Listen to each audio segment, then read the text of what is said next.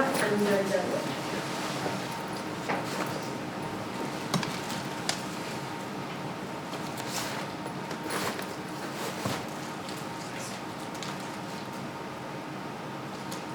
Seven, 6, 5, 4, 3, 2, 1. You'll never have the sacred stone.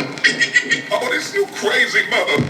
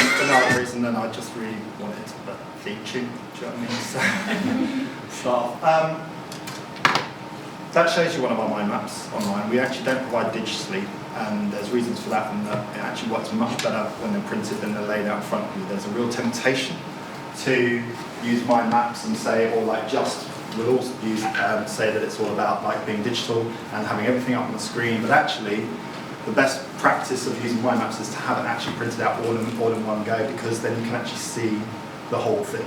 So we'll talk about that a little bit later. We're often dealing with finding, like looking at little bits of information. In fact, partly mind mapping is to have a look in the round at a whole topic. But what I want to start off doing is, I'm going to screen this one. In fact, I'll screen this one first. Get rid of images.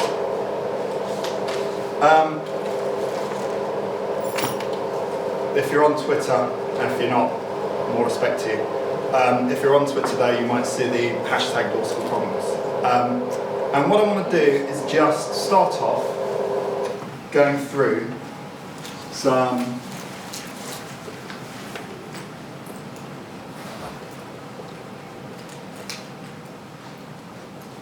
law school problems. So what are the issues with law school? And what you'll also notice is that when I started school, my first day at school, my writing was so bad that Mrs. Lack went next door to Mrs. Buckley, and they both came in and looked over my shoulder and burst out laughing. So nothing's changed. So my writing will be bad. But this is just to start taking through the process of how to do mind maps, but also look at what we're also doing is identifying problems that we need to solve with law school and how we study, and also try and find some solutions. So give me some law school problems. What's difficult? There's a lot of info. Yeah? Let's actually, guess what? We'll use a different colour.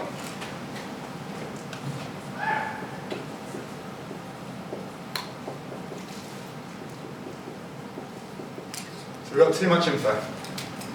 Anything else? Stress management. Stress.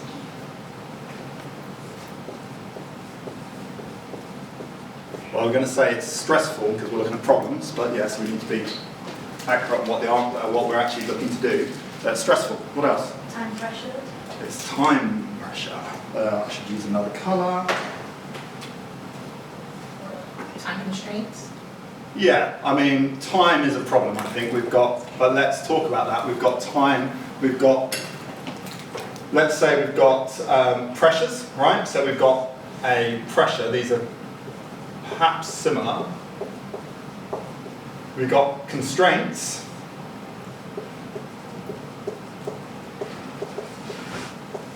What else with time? Revision, like how much revision you can physically do within. Yeah, I think that probably comes into the constraints, yeah? So, but we can say constraints are, you've got revision, perhaps it's maybe this is we should put these under here because you've got to. Let's think about the elements of what you've got to do. You've got to revise, but then you've also got tutorials. Then you've got lectures. Other commitments. And then Personal commitments. You've got. Here we go. This is where we get difficulty with dealing with my maps. I'm going to change this. Then we've got, let's just say, an actual life. What's that? Right. For some people, lots of law students, that's a real big problem. Yeah, what is that? Hey. What else? Let's think about time a bit more. We've got constraints, yeah, pressure, constraints. I would think, actually, maybe that's the right word, but let's try and maybe another branch of, we actually have deadlines. These obviously add to this, or these are elements of this, and perhaps they could be connected, so it's stressful because of time. Okay, what else? Let's move off from time. Any other law school problems? The fact that you need to get involved into extracurricular activities. I mean, why is that? Because you need to develop professionally. Professional development, yeah. So what? Yeah, give me the reason. What's the endpoint for that? You have to develop professionally for what reason? Because you need to get employed. Yeah. The thing. I mean, this is Because it something costs a which. lot. It's because law school costs. Yeah, you've got employment issues, and also I'm gonna. I think also like extracurriculars can enhance your legal knowledge and your legal practice. And There's two parts, isn't there? There's one for your soft skills. So there's also extra. Let's say you're going to do that. You're looking for employment. I'm going to say part of that is, training contracts. Let's just put those as TCs. Yeah. So you're looking for training contracts, searching for those, or pupilages. You're doing legal extracurriculars. And of course, the amount of competition that is there for law jobs, they want to see that, you ski with elephants or whatever, you do something interesting, do you know what I mean? So the soft skills, let's call them, or soft elements, yeah? Or put skiing with elephants for some reason.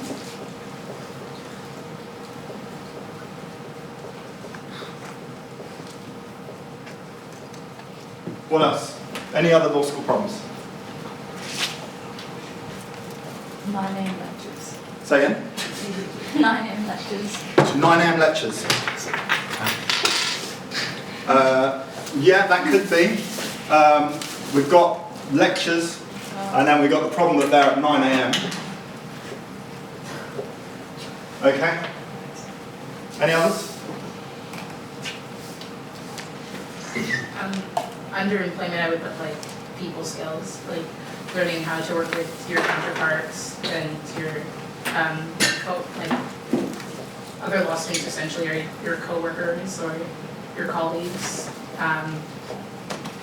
Learning how to work with like university bureaucracy, so professors, tutors, being able to get the most out of your experience while also maintaining professional relationships. Okay.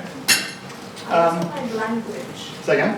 Language is somewhat archaic, especially in land law. Yeah. So, I mean, we've got the problems of language, and basically it's a language job. Yeah?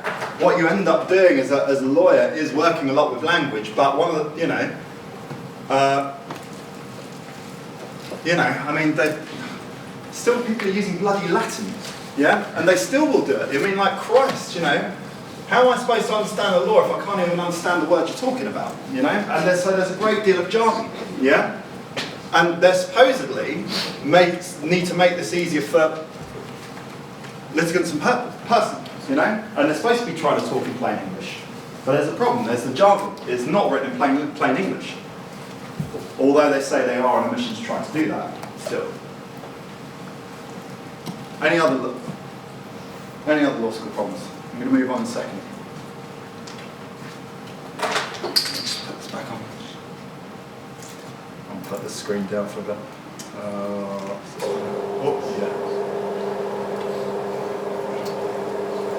But the books are heavy, right? So there's a lot of information. The books are really heavy, and we know that they have to go through a lot of stuff. You've got to carry a lot of stuff in and out. It breaks your bags. You have to spend a lot of money. One thing we didn't actually go over is also you guys are having to. I paid for my own. Some people you might have parents who are able to do that. Some of you may have got scholarships, but also you put a lot of time going back to the employment issue. You need to get return on investment. Yeah, and actually you're hoping lots of people are looking to get a job as a lawyer. Many of you, I'm afraid, won't do that, and so it's worthwhile also looking at other avenues as well, but it's worthwhile going for it. But the books are heavy, right?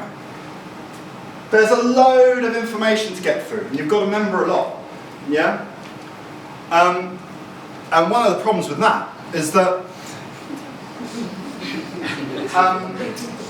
judgments are not known for their concision. You've got Supreme Court, and basically all the judges agree, but they each decided to write their own judgment anyway. Well, thanks a lot for that. That's extra stuff you've got to get through. And frankly, it's boring. I can't, the one thing that's really difficult for law students to do, and if you're on social media and you follow any of the legal stuff, everyone's like, I'm really loving law and it's really great and it's amazing. Yeah, my God, they are different lectures to me. So it's tough sometimes. I actually quite like a lot of stuff that people didn't, and I have a pretty low boredom threshold actually, or a high boredom threshold, but even still, it can be a challenge, and particularly when you're working on your own. It's time consuming. If any of you are, were freshers or remember your freshers week, if you remember your freshers week, you weren't really there, but if you remember your freshers week, law students were studying. They didn't get to see most of the stuff, or they were really active in other things a lot of times, yeah? Definitely, my first university, when I was at university, lots of people were not, lots of law students, you didn't see them for a while, or they were the first ones to drop out of the first term of, the fun, So you miss out on a lot as a law student. There are time pressures, and what we see is that many people consider themselves, or not quite, the most part of law students consider themselves a last-minute cram. Yeah, 45%. 23% say they catch up in vacations primarily. That's what most people do. I think on this, the ones who say I don't study at all, well, they're the guys who always rock up. You haven't seen them all term, and then they're, you see them outside the lecture or outside the exam room. So I haven't studied at all, and they generally get first and 2-1. So yeah, okay, I like it. The ones who are diligent from day one, I don't know what they're trying to prove to other people. If they are, then great. Okay, that's fantastic. But a last-minute crammer is what most people do, because also that's how it's going to feel, because of the amount of information you've got. And so whether you truly are is worthwhile investigating, but definitely that's how it's going to feel for most law students. Do all you law students feel like you've got enough law revision done over Easter holidays when this comes to Easter? Obviously there's two primary places, times when people are going to be most focused on revision. One is going to be Easter and the other one's going to be the Christmas vacation. Yeah? What's worse? Most people say revision over Christmas is worse. And one of the reasons for that is that you've got lots of pressures, more time pressures placed upon you, because you've got family and friends duties as well. They want to make sure they see you, and they obviously, if they've not studied law, they don't know the pressures that you're going to be under, and that can actually add to feelings of stress, which we've identified as a law school problem. But each time, we did this just in Easter, we could do it again in Christmas, but do you feel you've got enough revision done? The majority of people, 84% say they got less than planned, 53%, literally the majority still, said they got far less than planned. That could be to do with planning and that kind of stuff, but it's also because there's a lot of stuff, and you really have to try and find the most efficient way of doing so. Going back to Christmas, I'm nearly going to guarantee that this image will pop into your head. Yeah, because you're who has, all of you got exams in January, do you? Who has exams in January? All of you? No. Sorry? You don't have any, no? Okay, that's good news. No, it's not. Well, it's not having as good. You have some at the end, yeah, or but I did GDL as well. I know it's tough. You're never going to feel like you got enough revision done. Sorry, say again, who else has got some? You've got some in January? Yeah. We've got 2 MCQs. Yeah. Right, okay. Third years have the final. Right. Final in January. You're right. First Okay. year they've removed exam. But it's, you know, it's a pressure. Christmas is a time for giving, time for receiving, and a time for revision for law students. So basically, we want to get in a situation where we avoid this. Yeah. And one of the I am on social media and follow, and when I'm looking at the kind of hashtag law revision, what really does disturb me, and whilst lots of people are saying it in like a moment of jest or whatever, the number of references to suicide from law students is disturbing, right? And part of this is. Well, let's. If we know the counselling service nearby. If that's you, we hope. Yeah, we'll point you in that direction. But part of this is also looking after your own mental health. Yeah, and finding the best ways to. Because if you can make time and you can feel you do a lot of and get through a lot of stuff, good. And the earlier, it's one of those things. The earlier you start preparing for your revision, the better. Take heart in this. Nearly 44% of lawyers and law students we surveyed over Twitter said they had failed an exam. I've never done it, luckily enough, never failed the law exam. But that's quite a lot, and those are the ones who are willing to admit it. You'll find in your career that there's lots of people who will, lots of lawyers who will, they're absolutely perfect. They've never failed, they're brilliant, and they'll keep telling you that. But these are the ones who are willing to admit it, yeah? So, but we want to avoid that. We don't want to be in a case of failing because it's a drag. Even if you do pass it next time, it's more of your time. Yeah? Look at these, okay, no BPTC students here, right? Any? No, I did BPTC and it is a nightmare. This light blue is people that passed at the second attempt. What that means is they failed something. That's actually quite high. This is actually, okay, so this is 2014, 2013, 2012, so I haven't got the most recent ones, but I think this is the University of Northumberland. I wouldn't want to go there. There's look at those results in 2014, but you know, that's the numbers. You're talking about maybe 30% of people in total didn't get through on the first attempt. Look at the numbers. The red is obviously the numbers who failed. And that's around about, I think if you aggregate it, probably around about 10%. 1 in 10 people spent thousands of pounds and still failed. We also want to avoid this.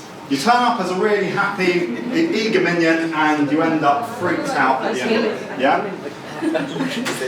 And we want more of this. Yeah? Each time you pass, each time you do well, make sure you tell yourself. Dance. Have fun. Right? Reward yourself in that way to feel good about yourself, right? Because there's not enough, and praise your friends, and get your friends to praise you, because it's tough, right? Law school is not easy, because of the problems that we've suggested. Right. So we're going to go and have another one.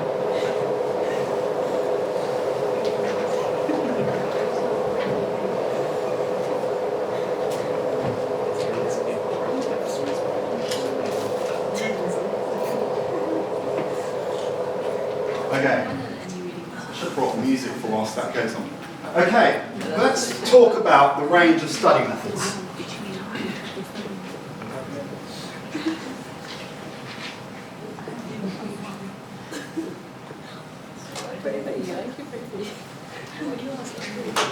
Okay guys, so what we want to do is just cover the kinds of study methods you already use, what you think works for you, and what the pros and cons.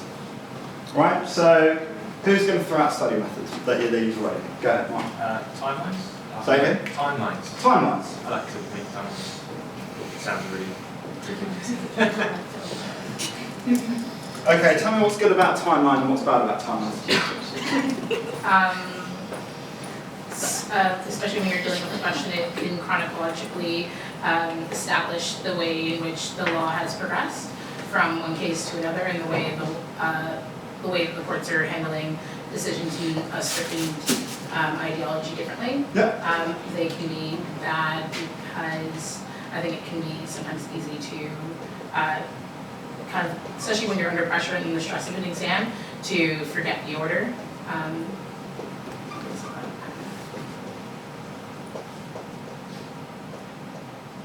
Okay, and how do you work on your timelines? What sort of format? How do you present? Straight down. Straight down line. Chronological, yeah. Okay. What's a con of timelines? So let's say they're straight down. Let's give a characteristic. Straight line. You can't categorize on the timeline different developments because you're doing it just based on time. The court and the judges may be looking at different areas, so it all gets confused into one big chronology of decisions. I'm going to try and summarise that as that you can't categorise changes in direction, let's say, yeah, or where the law takes a different route, because you're just looking at time, right? And you're just doing it straight. Right, what else? Other sort of study methods. As you mentioned, it can be hard to remember dates. Okay.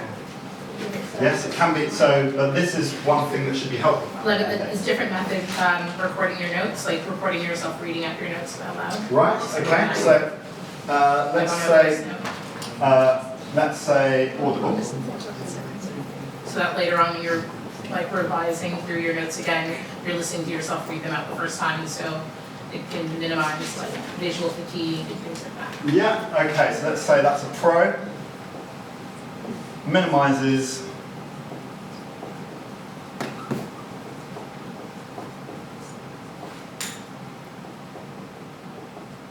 okay, what's another pro of great Audible notes? Can you try someone else? Let's see if someone else can contribute to it. Someone else? Yeah? It means that it's just another way, because obviously you spent time recording that, so the time you spent, often once you keep repeating something, it sticks. Okay. Repetition. I think that's going to be a common theme. You can also listen to it in like places like the tube, Yeah? where it's kind of hard to read a book. Yeah, so let's say you can, listen in non-study environments. Anything else? Somebody else? Let's talk something more about Audible Notes. Anyone else? You had something else to say though, so let's go back. What were you going to say? Sorry to interrupt. I wanted to try and get somebody else in. No, it's totally fine. I was just saying that it's another way of memorizing, like what my colleague said. I find for me, when I know how to pronounce a case name, it makes it easier to actually remember that case name later on, remember the spelling during the exam. Okay, so it's like the pronunciation, particularly if you've got, I mean, some of the EU law cases can be a bit difficult, like, do you know what I mean? So pronunciation can help.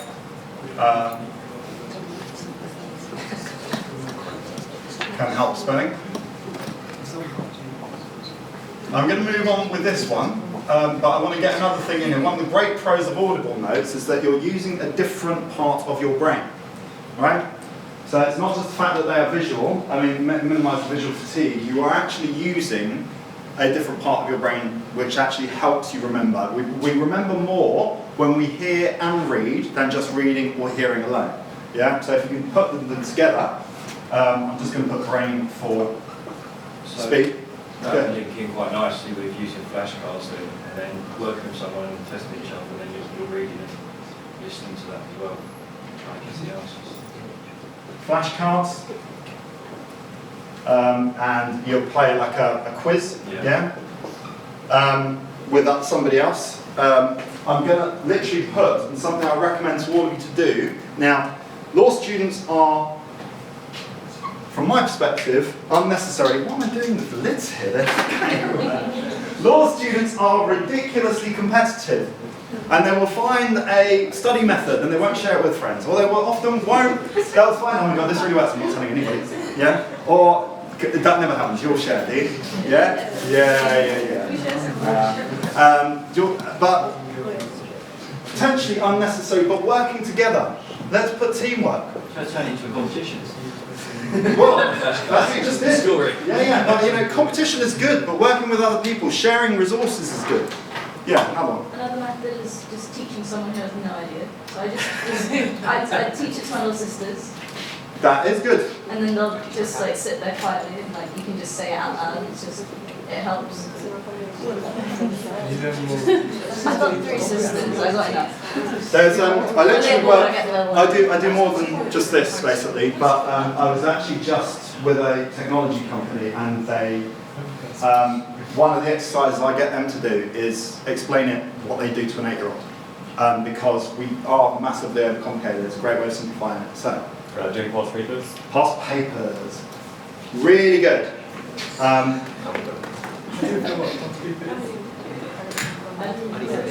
And marking past papers, yeah? What's the pros and cons of that? Spend all your time. Can I Just answer to, questions? Answer the question. Get good feedback as well. yeah, exactly. Say that again. So we're answering the question. You need to actually know the content to answer the past papers, so it's a con. So if you spend just answering like Con, is it? that's a con, because like if you're doing past papers, there's Oh, I like, get like, you. you're only You looking can't at just certain rock up and questions. do a past paper without It's knowing not, the stuff. Yeah, it's not just that question that's going to come Yeah. up. You can get any question, but you're only fixated on that topic. So you kind of like, if you get that question in the exam, that's great, but if you don't, then you kind of wasted your time. Sure. Well, you know what? Lots of them. I'll give you a tip on this. What is good is to use past papers as a framework to go review your information, the notes that you have, and your lecture notes, and what you would expect to do in your notes. Yes, I'll take you first. If you start a past paper too quickly, you kind of run out by the time you need them most. So like. So it's you need to time it right. A lot of stuff, and then you never get around. No, I finished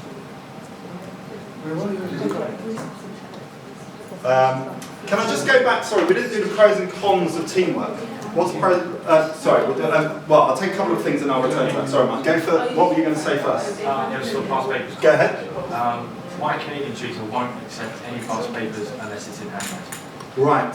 Because you get to the exam, you're overconfident, you think, I can type 3,000 words an hour. Actually, you can only write 800 words an hour. Yeah, but most of our exams Pretty acceptable. Okay. Is everybody still doing handwritten exams? You're lucky. we have like 3, I think. 3 handwrittens. Okay. Sorry, Miss, you were going to say? So regarding teamwork, students from Cambridge, Oxford, or something like that, they divide the topics between them. They do the reading, then they do a summary, and they share everything. So they share the workload. Yeah.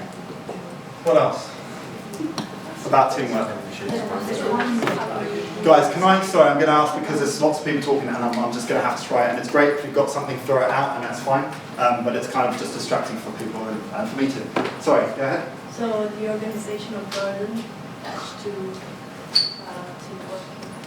So, and it's the organisational burden. I would say it's a con. Oh, it's a con. Okay, interesting. Yeah. Well, and it takes time. I might know to talk about it.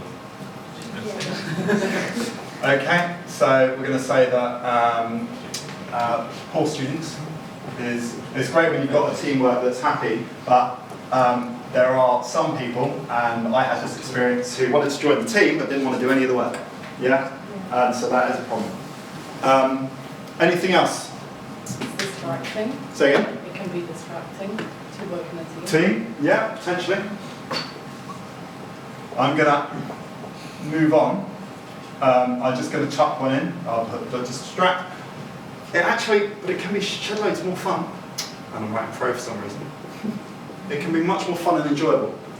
It doesn't have to be all pain as a law student. Yeah? Lots of people would expect you to, and lots of people, lawyers, sort of say if you haven't been in pain, then you haven't really been to law school. But I don't believe that's true. Yeah? You can be more pleasurable. Any other study methods that we want to talk about?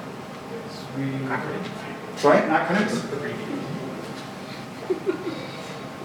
Making acronyms? What's good about that? It can help you remember the first initial that came, give you a prompt during your exam. So you have to remember one letter than absolutely none. Yeah. I'd write mnemonic, but like, I can't remember how to write it. Sorry. Acronyms. Anything else? What's a con of acronyms? It would take me more time to memorize an acronym. than And sometimes more being time to able come up with whatever the acronym is, yeah? So it can still be time consuming. Some people it works, some people don't. And these things will work for some, not for everybody. That's why we're getting them out there. Other kind of things, we want to kind of race through these. Any others? Let's go with you, sir. I learn by association. Great. Tell me a little bit more about that. So I know, for example, if I'm in an exam situation, my mind wanders a lot, and I get quite random thoughts, or you hear a lot of like things from outside.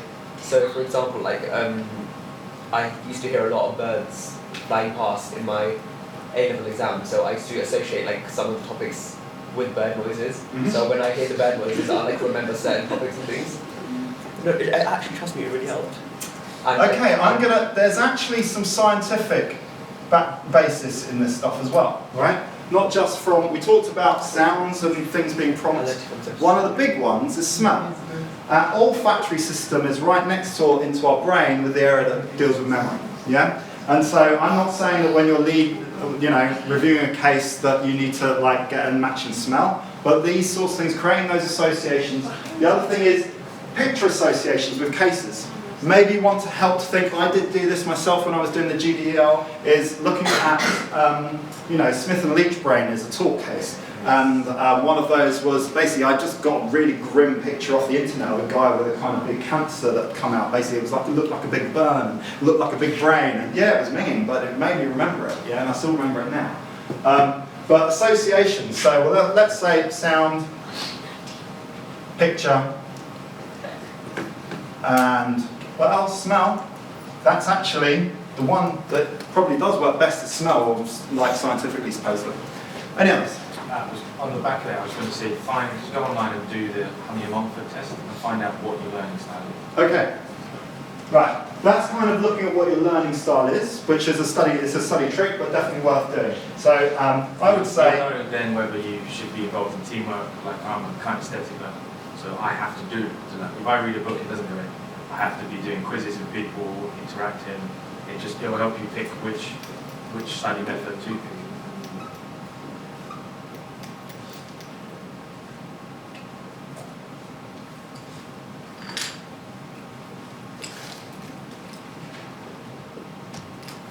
That's really important, because I will give you one thing that I think works for us in science, or there are some academic bases for things that work, why mind mapping works, but it is important to choose what's going to work best for you. I will come back to that though, because there's something I need to say when we get onto the test of medical students about mind mapping. Anything else we want to put up there? Any other things which, we've got the osmosis method, anybody know that? You stick all your books under your bed and it sort of comes through at night, you know what I mean? So, into your head, that's the osmosis method. Any others? Yes. What I have to do is combine something together, like acronyms, and put them on flashcards, so therefore everything's condensed, and all I need is just the words to trigger my memory. Yeah. And then as soon as all I do is just memorize the acronyms and put the case under every letter. So then when I remember it, as soon as I go in the exams, it just unloads and I remember everything well.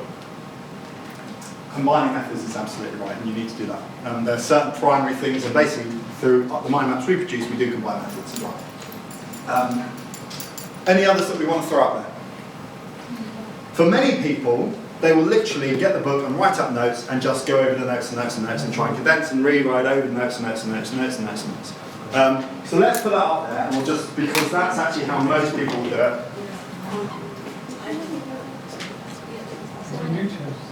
What's the pros and cons of that? Pros and cons of just revisiting that again. When you write into your own words, make sure you understand it. Yeah. One thing I did last year was... Can you talk louder so other people can hear? One thing I did last year was to the textbooks, I actually wrote loads of handbooks. Because I knew other people were going to be reading it, I made sure I knew it before I wrote it, so I wouldn't just chat a load of rubbish and someone else. Sure. Did you get somebody else to read it? About 1,200 people. Okay, right. We put them on the website. Okay, that's right. So, and then you got feedback and basically if there was any errors or any issues, and they could do that, because that's actually quite important. It's making sure that you don't have errors creeping. And the other thing as well was just a basic Excel spreadsheet to the cases. Just having a column for case names broken up into sections in some areas, and then just having one brief sentence for each case name. Just having that was very helpful. Just a nice tidy table like that. Because then you sort of, gives you one case, you're saying over there. Think of one case in a group of 5 or 6 cases in one subject, one area, and then think of one, you think of the rest of it. Categorising cases is really good too.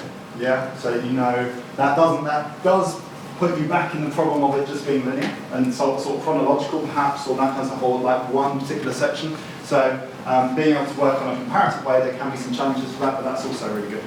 Yes? When condensing your notes, there's like in psychology there's a rule of 7, so you will remember 7 pieces of information with something that you associate. So if you just bring it down to like 7 core points, you're more likely to remember it than if you just have loads of points. Sure. What's annoying about that though is that law school and legal cases sometimes they need more than 7. Yeah. Sometimes a shed load more than 7. You might be able to get away with it in certain leading cases, but unfortunately, I'll tell you, well, particularly the BBTC, yeah, I wouldn't have got away with that, But it's good to know that maybe that's a way to manage information, and you might see that that's going to be something that works for you. But really, you're talking about trying to reduce and categorise. Okay, I'm going to move on just for time. But partly, I want that to show that there's a variety of different things, but it is trying to deploy, hang on a sec, lots of different methods. And lots of them actually do come into mind mapping. Because you will generally work on basis of a chronological mind map, and you'll see that obviously part of doing this is not just to get a lot of issues up and see how we tackle them, but also see that mind mapping is not rocket science, right? We've done that with this. I would say use some of the tips that you've just shared and incorporate them into any mind maps you develop or whichever mind maps you select. What we've also discovered that none of this is law revision, right? Judge Rinder is not law revision, yeah? Watching Legally Blonde is not law revision. Silk is not law revision. And, right, basically, you can, like Suits or the Royal Wedding, just because the Royal Wedding's got Meghan Markle in it and she was in Suits, it does not mean that watching that is going to be law revision, yeah? And seeing numerous updates about her on Daily Mail. So, it's right focus on the things that really work. And they actually, we've got the 6 R's of law revision, which, whichever way, whichever format you want to deal with it, they're kind of characterised in each one, each kind of technique. First off, you reduce your notes, right? Because the amount of stuff that you have, you're not going to like memorise an entire book of EU law or whatever. You need to reduce your information into manageable bits of information, ideally as short as possible. The tighter you can write, the better, and that will be a skill that will take you right away through your law. You need to read it and properly read it, make sure it goes through your head. Just blindly browsing through a book is not going to work. You need to be an active reader. Read and take notes as you're going. Be an active reader. Remove the information from your view, whether you turn away, cover it up. You need to get it out of so that you can recall, try to remember it, right? Write it down, and yes, it's probably better off if you are doing, I actually am a person who did both, but typing up, you've seen my handwriting, but typing up actually worked for me, but at the same time I also did, knowing in preparation for exam, I did have to handwrite it, because you've got to learn to keep handwriting for certain exams. But that will test your recall. Review that next to what you originally read, and check whether you got it right. If you got it right, you do that dance. Each time you got it, and that you will start off with small amounts of information. With mind maps, you'll start off with a certain branch when you get to this point, once you've got your mind maps in front of you. But then actually I was able to do it with entire mind maps, so I was able to do it with entire subjects, so I can literally write it all out, and I can literally see it in my mind's eye, because we're firing different parts of different brain receptors. So do they work? Do mind maps work? We didn't really come up with mind maps, but then you're here to hear about mind maps. Are they going to make you into Sheldon Cooper? Well, I mean, he has what's called an eidetic memory, supposedly, which means he remembers literally everything. When I started using them, I found that they did give me a kind of photographic memory. In that when I was in an exam, when I was needing to think about, even when I'm having conversation about aspects of law now, I can still see that there's something there that's relevant, and it's somehow there, and then I remember. It's really weird, but it works. Do they work? Johns Hopkins University in the States is like the 17th best university in the world. Okay, it's 17. That's not so bad. But they did a study into nursing students. And they said that pre-made mind maps, so these are ones which were given to these nursing students, enhanced simulation learning, positively impacted the learning experience, and increased test scores by 12%. Right, let's just go through it. Simulation learning, that's actually dealing with things when you are needing to practically apply your learning, yeah, and when you're going through a problem. So maybe like problem question. They positively impacted the learning experience. So it actually made it more enjoyable to learn, and they increased test scores by 12%. Okay, well, if it does increase test scores of 12%, then you're talking about the difference between a 2-1 on a first, or a 2-2 and a 2-1, or a merit and a distinction, or VC and an outstanding. This one's interesting. University of Exeter was into medical students. And the mind mappers, I'm here to say why mind maps are good, but mind mappers record significantly more correct information than the non-mind mappers. This was robust and long term. They tested it a week later to see on the information that was there, and they could see just 1 week, okay, they could see that the mind mappers learned more than, or remembered more than the non-mind mappers. But then they also saw a greater, going into the future, that they and a greater distance in time, they still saw that the amount remembered by the mind mapping medical students versus non-mind mappers was more. They increased the memory of factual information by 10%. Again, we're talking about grades different roughly. And it was a clear study advantage. One of the things was that they said, but you know, they were kind of forced to do this. By being forced to mind map, they hadn't really bought in. But if they actually were the ones who bought in and said, mind mapping, I'm going to go for it, and this is what I like, and this is how I'm going to study, would do much, much better. So that's part of the thing, because we hear so much about different study techniques, but then never use them. And actually, you've got to go that extra leap to say, right, there's these study techniques, but I'm actually going to use them. For our own stuff, we've got, you know, somebody came back and was able to quantify the amount of contribution we gave to his test scores. He failed once, he came back and did our contract law mind maps, and he attributes an 8%, a 16% uplift in his grades directly to law mind maps. This is University of Potsdam. They saw that mind maps improved ability to recall, that's what we're looking at. This again was robust after some weeks, but then their English translation is bad. They said the use of mind maps was more pleasurable and greater motivation to learn. So again, it's about making it a bit more enjoyable. And we've got more, go to our website and you'll see more academic validation. Somebody again just gave this a BPTC student just their own testimonial for law mind maps, which you can read. Really clear and easy to get in your head, and that's the point. Did any of you see me at the law fair recently? Did you? Have any of you got a free mind map? Did you use it? Yes? How's it been? Well? It's very good. Yeah? Anybody else use theirs? Who else got one? I've used it. You used it as well. I mean, Anyone it's crucial. else? Sorry? It's crucial. Crucial? Yeah. I like the start. Okay. Why do they work? Well, we don't really know, is the answer.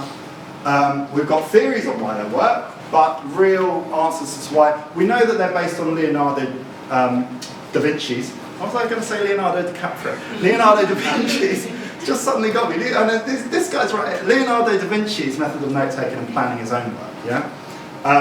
Which, okay, a genius was doing it. He was coming up with it. But why does it work? Well, what's handy, and this is why putting them in, sharing them digitally doesn't really work, and having people just look at certain branches. It's an aspect of getting all the information that you need for a topic, or as much as you can on one sheet. Ours are quite large. We've got A1, but basically there's a lot of information in the book. So we've got that. Trying to get them down to an A4 size can't really work unless you use a big magnifying glass. The fact that there's lots of colour stimulates numerous brain receptors. You can see from, we've given you a kind of sample, and we'll give you one at the end of today, so you can also have a look. But using numerous colours also helps to clarify or give you a subject matter. It stimulates different brain receptors that seem to work. But it is, again, it's trying to use different parts of your brain and different functions of your brain. Rather than just reading in black and white, it gives you a pictorial diagram so you can employ your mind's eye. Is it the visual representation, or is it a geographical sense? So is that what it's tapping into? But what we also know is it's kind of categorizing, as was kind of said. You could choose to do it in an Excel sheet, but then maybe it's more dynamic. It's a dynamic and it's a way of separating discrete areas of a topic. They also show what's directly relevant. You really need to focus when you're putting together your mind maps on the essential information, because you can't write out too much information. You need to be, again, write extremely tightly. It focuses on the essential cases, statutory provisions, rules, treaty articles, but it also shows it in context, not just chronological. The law isn't logical in lots of ways. It tries to deploy reason, but actually there'll be one case at one point, the very next year, another case with similar but some crucial circumstances different, chooses something completely different. One of the things you've all done criminal law now? Right. So the difference between Cunningham and Caldwell recklessness, for example, flips from subjective, objective, subjective, objective, subjective, objective through time. Yeah? But if that was to look on a chronological order, it'd be, well, it's A, B, A, B, A, B, A, B, A, B. That's not quite how it looks. Yeah? And actually, if you're arguing a case, you would need to, or if you're putting things down on paper, you would say, well, actually, Caldwell recklessness said all this, and these are the cases that support Caldwell, and Cunningham states all this. And it's a separate thing because there is a separate approach to the same issue. So it's actually trying to show information in giving it associations, which we talked about associations but in a different sense. What cases are associated with what connections there are, and also what comparisons there are, and contradictions. And how you'll put together your mind map, yes, there will be elements. You can work clockwise when you're developing it. Start off at the centre, develop the first issue. So let's say, you can work round in a clockwise, but then if it comes down to, for example, our crime one, it looks at different issues in different ways. So it has the mens rea on one side and the actus reus on another. Yeah? There are ways that you can create your mind map in a way that makes it logically or somewhat gives some logical structure and order to what is actually quite disordered in how it works. Short sentences, writing tightly. We focus on the ratio, and so we'll give you some important dissenting judgments, but this is also very important. One of the things, as law students, you need to also get academic information. You will do so well, you'll generally get the kind of 2-1s merits if you just focus on understanding the cases in different cases. The stuff that will really help you is when you are able to bring in some academic commentary and that kind of stuff. So again, that's another aspect of time. You can learn the law as much as you want as a law student without those additional academic commentary. But short sentences, always try and get something very, very short. Mind mapping.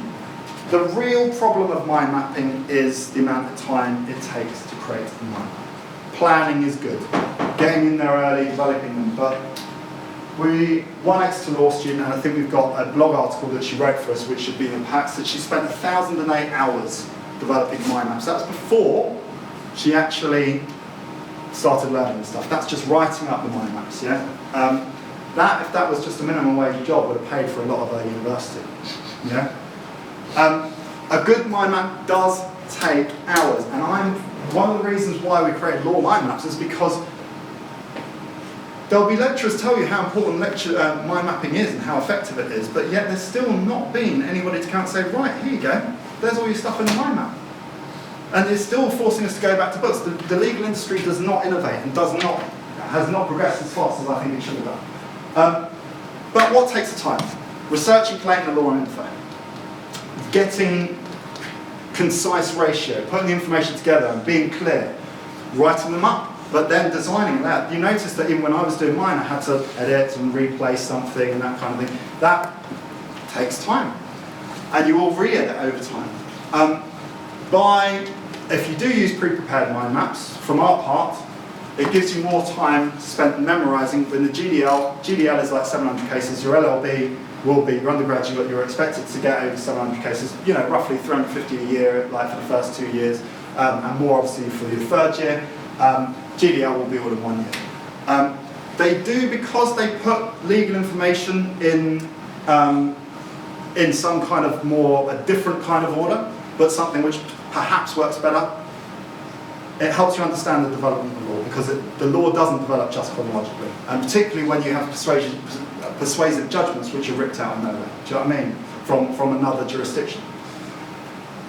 I've mentioned about giving you more time for including academic commentary, but also we talked about the importance of other skills, giving you more time to do those, but also I'm going to push the time of year, it's being more joyful, having more time for fun. If you can, the more you can put into having fun, particularly at stressful times, the better.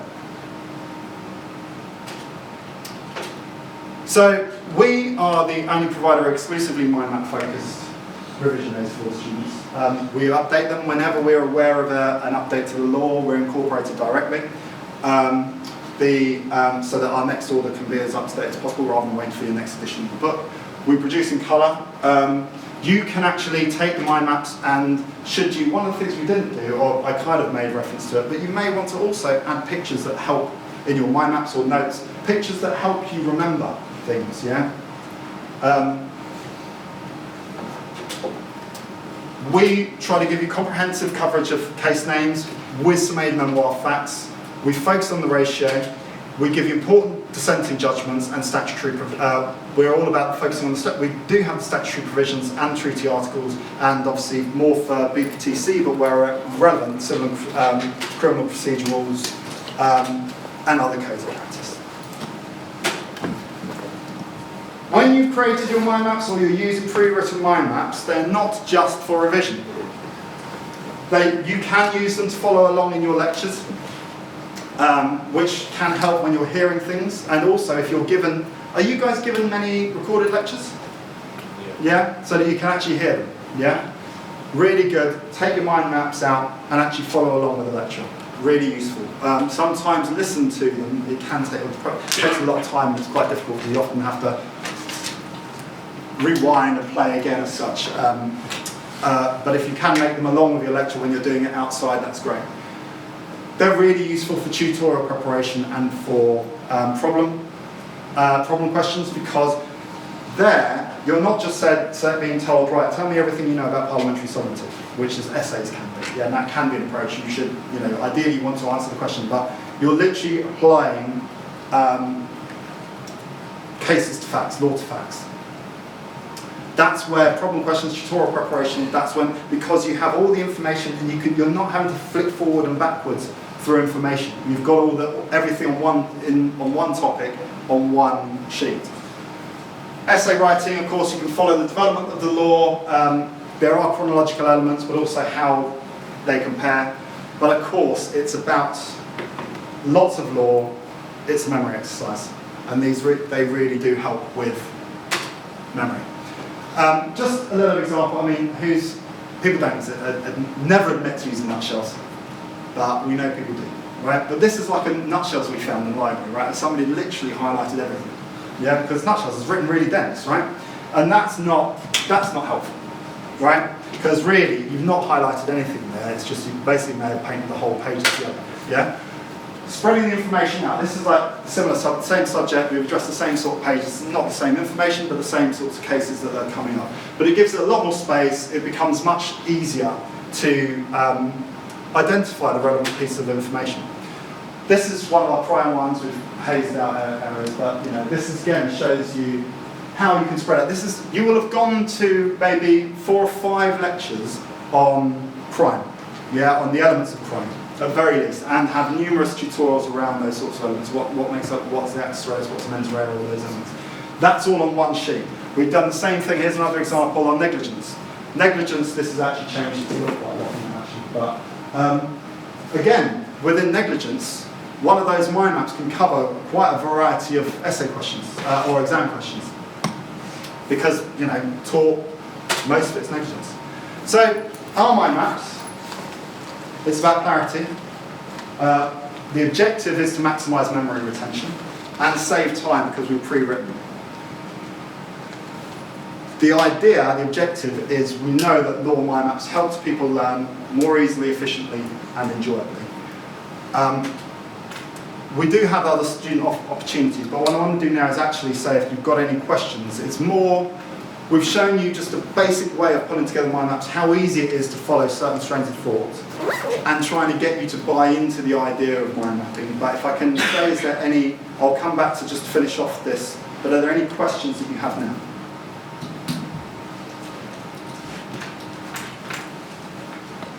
Has anybody used mind mapping already?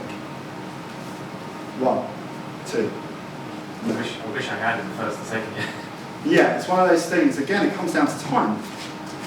And taking that time to understand what study methods work and even what's out there. It took me some time to get onto it, and when I discovered it, it was like, this is actually amazing. Any other questions? Right. We do offer opportunities to become a law mind maps editor, where we give people free mind maps. They have to feed back to us on the mind maps and help us with any updates, things like that that they notice. Also being a marketing rep on campus. It does come up, because it's something individual and unique, it does come up in interviews, and people generally, when you are applying for a law job, people want to explore how it works. We sell even our mind maps to lawyers sometimes, yeah, because they want to have a quick understanding of a legal topic which they haven't touched in this. You can find us on lawmindmaps.com and social media stuff, which you have to work. We do have another thing coming up which you might want to have a look at, which is called Crowded Law. This is a pro bono society, and we're nowhere near launching, but if you want to help us beta test something, have a look there. It's a kind of crowdsourced legal advice thing. Final thoughts. Stay away from negative people. Try to be positive in everything you're doing. And try and be positive for each other. And at the end of the day, they're just law exams, right? You will get stressed out. Learn from my mistakes, not my successes. I was stressed out, right? And if you can avoid doing that, that's so much better. Because at the end of the day, after it all, they're only law exams. Any questions? You come to talk to me at the end and that kind of stuff, feel free to do so. Anybody got any questions that they want to say before the floor? Could you, I'm going to hand out the mind maps to people who requested them. If you could spend some time just giving me some feedback, that would be useful, yeah? You want to stick around, have some food, drink? And can I also, one second, I don't know how, if none of you run a student society, you may not understand the amount of work that goes into it and the sorts of stuff that really it takes. The Pro Bono Society, I mean, it's something new to me, but I've seen how they've grown and what they've done. And really, guys, very, very well done. Thank you very much for organising that. I hope you thank them as well at some point.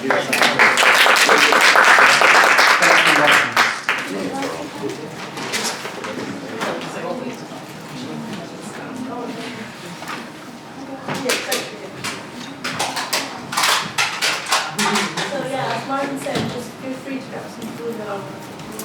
Did you sign up? No, okay, if we can get to let's put your name to why have you got caps off or not? Do I not have you down? I registered online. Yes, you need to. No. No. I'll call them out. Please. Let's see what we You don't even know. So you realize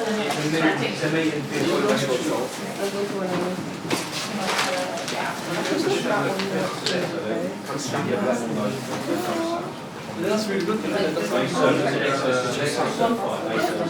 Which one are we?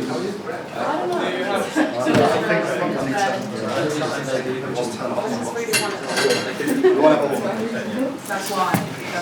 So that's because I was like saying